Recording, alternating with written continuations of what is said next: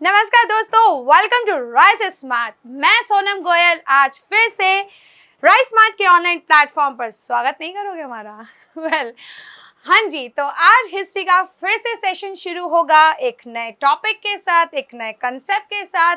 तो चलेंगे आज हम नए टॉपिक पर, जहाँ फिर से वही कुछ चटपटे मसालेदार बातें, कुछ फैक्ट्स जो एग्जाम पॉइंट ऑफ व्यू से भी इम्पॉर्टेंट है और जो काफ़ी समझने में, सुनने में भी आप लोगों को बहुत यूजफुल रहेगा।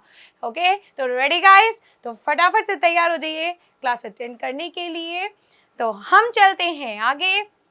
और जैसा कि आप देख सकते हैं, मेरे बारे में ऑलरेडी आप लोग अब तक जान चुके होंगे, बट मैं उम्मीद करती हूँ कि अब तक मेरा 10K प्लस से ये बढ़कर हो चुका होगा 15K।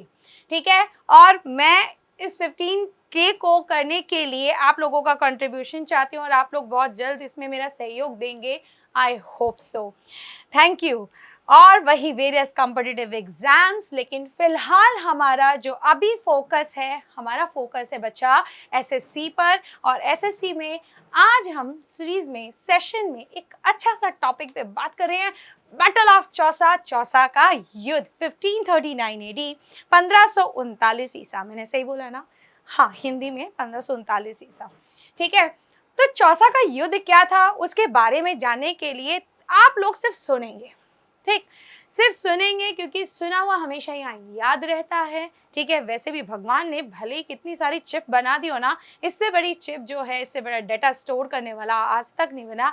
ये गॉड मेड है। ठीक है, और जो वो बना हुआ है ना, वो सारा का सारा मैन मेड है।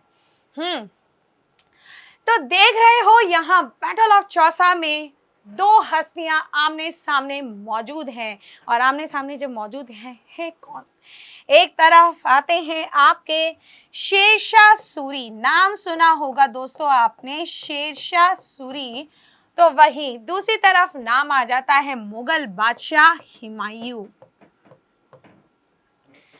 एक्चुअली अब चौसा का जो युद्ध समझ रहे हैं, उसे एक दो क्वेश्चन आता है, ठीक है, जिसमें मैं आपको बताऊंगी। लेकिन उससे पहले युद्ध की क्या परिस्थितियां बनी थी, क्या ये युद्ध था, उस पर हम लोग चर्चा करेंगे। तो तैयार गाइस? हाँ जी, तो 1539 का ये बैटल ऑफ चौसा, जहाँ पे अभी मैंने आपको बताया, एक तरफ हमारे मुगल बादशाह हुमायूं और दूसरी तरफ आते हैं अफगानी शासक शेरशाह सूरी। आप जानते हो दोस्तों, ये बात उस समय की थी जब कहते हैं कि मुगल सम्राट हुमायूं का शासनकाल शुरू हो चुका था। और हुमायूं जहां अपने साम्राज्य को विस्तार करने की नीति में लगा पड़ा था, तो कैसे बच सकता था बंगाल?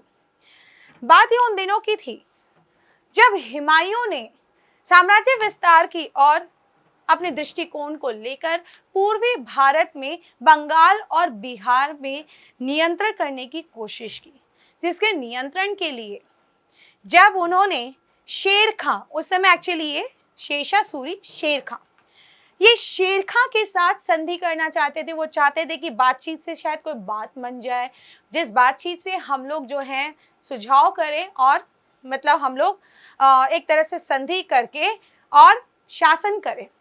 ऐसे में हुमायूं ने शेर खां से जब अपनी शर्तें रखी, तो बदले में शेर खां ने भी कुछ अपनी शर्तें रख दी। और शर्तों में शेर खां ने ये कहा कि अगर वो बंगाल और बिहार का क्षेत्र शेर खां को, यानी हुमायूं बंगाल और बिहार का क्षेत्र इन्हें सौंप दे, तो बदले में शेर खां इनको क्या देंगे? 10 लाख सालाना, यानी हर साल 10 लाख रुपए ये इनको पे करते रहेंगे। ये समझौता हो गया। लेकिन बात तो जब बिगड़ी थी, जब इधर बंगाल के शासक महमूद शाह आ गए बीच में। महमूद शाह ने हुमायूं से उम्मीद के साथ ये पहुंचे और उन्होंने अपनी बात रखी, दरख्वास्त की कि हुमायूं महमूद शाह का साथ दे शेर खां के खिलाफ। यानी हुमायूं अगर महमूद शाह का साथ देंगे तो वो हुमायूं के बलबूते पर शेर खां को पराजित कर सकेंगे। लेकिन हुमायूं ठहरे इतने खास इंसान, इतने विद्वान, क्या बोला जाए इनके बारे में। इन्होंने क्या किया? इन्होंने तो इनसे की हुई संधि तो भूल गए और महमूद शाह की बातों में आकर इन्होंने कूच किया बंगाल की ओर। जब ये बंगाल की ओर कूच करते हैं तो वहां पर ये पहुंचते हैं गौड़, जहां गौड़ पर इन्होंने कई किलों पर इन्होंने आक्रमण किया। गौड़ के किलों पर आक्रमण किया। आक्रमण करने के बाद ये सफल हुए और उन्होंने गौड़ को अपने नियंत्रण में लेने के बाद उसका नाम बदल के रख दिया था जन्नताबाद। अब होता ये है कि जहां हुमायूं ऐसा करने में सफल तो हो गए, ऐसे में ये अपनी जीत का जश्न मना रहे थे। कुछ समय वहां रहे, कई महीनों तक रहे, अमोद प्रमोद में विलीन। हुमायूं दरअसल ये भूल ही गए थे कि अभी भी कोई उनका प्रतिस्पर्धक जिंदा है, कॉम्पिटिटर जिंदा है। लेकिन जहां ये अपनी मोह माया में विलीन थे, वहीं दूसरी तरफ शेर खां जो थे तैयारियां कर रहे थे ऐसी परिस्थितियां बनाने की, एक ऐसा जाल बिछाने की, ऐसा षड्यंत्र की जिसमें फंसाया जा सके हुमायूं को। और इसी कारण इन्होंने, शेर खां ने कन्नौज, संभल, काड़ा, इधर आपका कह सकते हैं इन क्षेत्रों पर, इवन जौनपुर पर इन्होंने कंट्रोल कर लिया।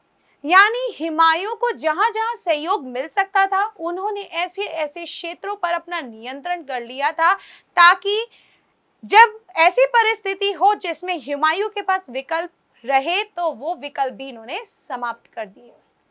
फिर क्या, कुछ महीने बाद हुमायूं को सूचना मिली कि इनके भाई हिंदाल ने दरअसल आगरा में नियंत्रण कर लिया और खुद को वहां का बादशाह घोषित कर दिया। सूचना को सुनते सुनते बहुत जल्द हुमायूं भागते हुए आते हैं आगरा की ओर, लेकिन आगरा की ओर वहां से निकले ही थे कि बिहार में एक जगह पड़ती है चौसा।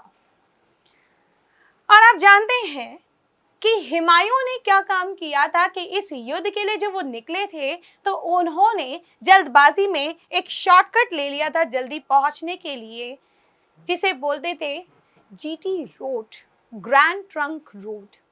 आप लोगों ने ग्रैंड ट्रंक रोड बहुत सुना है और इस पर क्वेश्चन भी आता है, जहां पर आप लोगों का कुछ सवाल तो होगा कि ग्रैंड ट्रंक रोड अभी था या फिर शेषा सूरी जब आगे आएंगे तो इन्होंने इसका निर्माण कराया था।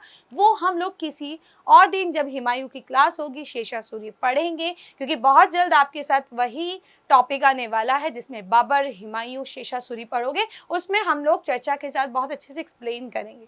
ठीक है, मैं आपको बहुत अच्छे से बताऊंगी कि वहां पर किस तरह से ये रोड पहले कब बना हुआ था और कहां से कहां तक ये रोड जाता था। जो क्वेश्चन है वो बाद में डिस्कस करेंगे। तो इन्होंने क्या किया, हुमायूं ने दरअसल आने के लिए एक शॉर्टकट लिया और जो इन्होंने जीटी रोड से शॉर्टकट लिया था उसी के साथ बीच में पड़ती है करमनासा नदी। ठीक है, दरअसल आप देखोगे करमनासा नदी में बहुत जल्दी बाढ़ भी आती थी, ऐसा कहा जाता है। अब ये निकल ही पड़े थे रास्ते में। दरअसल हुमायूं को थोड़ा सा हम इस तरफ रखते हैं क्योंकि पूरब इधर आ जाएगा, ठीक है, और इधर आ जाएगा शेषा सूरी, तो बेहतर रहेगा कि अच्छे से हम इसको बहुत अच्छे से समझ पाएंगे। एक सेकेंड, तो इधर आ गए हमारे शेषा सूरी, हम इसको इधर लिया है और हुमायूं को हम लिया है इधर। तो हुमायूं जब निकल पड़ा है, इन्होंने इस तरह से जो शॉर्टकट लिया, रास्ते में पड़ी करमनासा नदी। लेकिन जब इस चीज की जानकारी मिल चुकी थी शेर खां को, तो शेर खां ने भी अपनी सेना के साथ इनकी राह में खड़े थे, सुरक्षित क्षेत्रों में सेना के साथ इंतजार कर रहे थे शेषा सूरी हुमायूं का। और जब हुमायूं आगे बढ़े तो हुमायूं इस कदर फंस चुके थे कि वो ना आगे जा सकते थे ना पीछे। 3 महीने तक शेर खां ने हुमायूं को दरअसल संधि की बातों में, वार्ता की यानी बातचीत को लेकर या कोई भी समझौते को लेकर इस बात में उलझाए रखा। 3 महीने क्यों? दरअसल शेर खां चाहता नहीं था इनके साथ समझौता करना। दरअसल वो उस दिन का इंतजार कर रहा था कि बहुत जल्द मानसून सीजन आएगा और मानसून सीजन में जब बारिश होगी तो बारिश के आने से इस चीज का फायदा उठा सकते थे पूरी तरह से शेर खां। क्योंकि मैं आपको एक चीज बता दूं दोस्तों, दरअसल हुमायूं करमनासा नदी और गंगा घाटी के बीच में फंसे पड़े थे, जिसके कारण वो भाग इतना निचला था कि बहुत जल्द नदी में पानी भरने से वहां पर भी पानी भर जाया करता था। और ये जानते हैं, ये शेर खां जानते थे कि अगर ऐसा हुआ तो ये युद्ध किसके फेवर में हो जाएगा, शेर खां के। तो जब 3 माह बीतने पर आए, जैसा जैसा शेर खां ने सोचा, जब वैसा वैसा होने लगा, तो वो दिन भी दूर नहीं थे कि जब इन्होंने हुमायूं की छावनी में अर्धरात्रि में आक्रमण किया और जिसके साथ चौसा का युद्ध शुरू हुआ। चौसा के युद्ध के दौरान कहा जाता है कि दरअसल काफी लोग जो थे हुमायूं की सेना में, वो लोग कुछ मारे गए, कुछ पानी में बह गए, मतलब कुछ अपनी जान बचाने के लिए पानी में कूद गए। इधर ये भी कहा जाता है कि इस युद्ध को लड़ते लड़ते, जो एक हफ्ते तक, एक सप्ताह तक युद्ध चलता है, उसके दौरान हुमायूं की बाह में भी तीर लग जाता है। घायल हुमायूं परेशान बेहाल होकर कोशिश करते हैं इस युद्ध से बचने की, और इसी कारण वो प्रयास करते हैं कि अपने घोड़े सहित भागने की, जिसके कारण वो नदी में गिर पड़े। जब वो नदी में गिरते हैं तो कहा जाता है कि नदी में बेहोश पड़े थे हुमायूं। इत्तेफाक से गुजर रहा था वहां से एक नाविक, जो एक भिश्ती थी, जिसका नाम था निजाम।